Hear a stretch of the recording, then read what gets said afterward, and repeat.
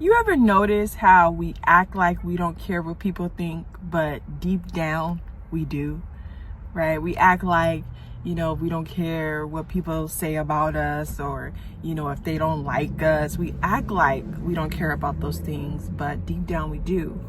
Or sometimes we've gotten over the people pleasing part and we start genuinely not caring, but in a bad way.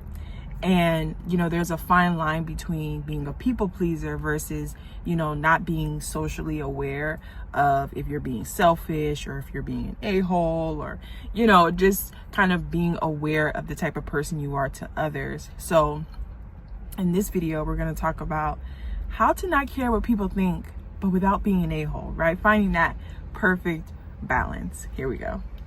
Okay, now this is where people get it wrong, right? People hear stop caring and they think, oh, that means shutting everybody out. And it's like, no. And they walk around with the I don't give a attitude. That's not confidence, right? That's insecurities in a leather jacket, right? And so the key is figuring out what opinions actually matter. Are they just projecting their own insecurities on you?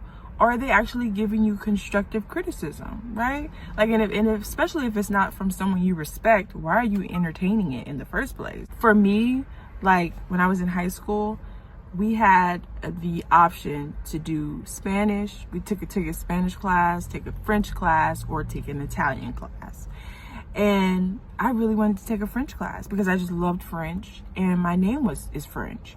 And, a lot of people were like, well, that's not the safe option. You're going to need Spanish and blah, blah, blah, blah, blah. And literally, I hated the teacher.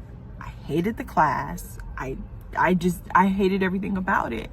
And right now I'm sitting here regretting it. Like, oh my gosh, I should have taken a French class, because although it may have been a risky decision, right? It would have made me happy, right? And so it's about listening. Growth is about listening, right? Listening it all and then filtering.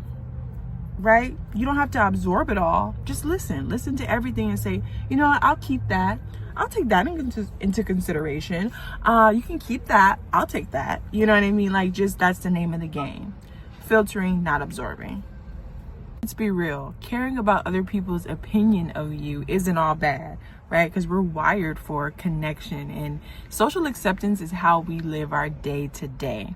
The problem is that when you start making decisions for other people instead of yourself, when you avoid doing something risky or you shrink yourself, for what? To impress people who aren't even paying attention to you anyways, right? Think about it. When is the last time you spent hours obsessing over somebody else's embarrassing moment? Exactly.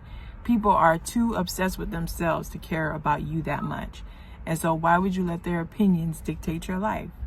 Living in a world where they judge you on race, color, gender, all types of stuff, right? You'll never feel fulfilled. You'll never feel like enough, right? And that's why you see everyone changing their body, changing their hair every day, just trying to keep up with the trends, because they're not truly happy with themselves, because the world has decided not to accept them. Being a child of God, you learn that God created me just like this.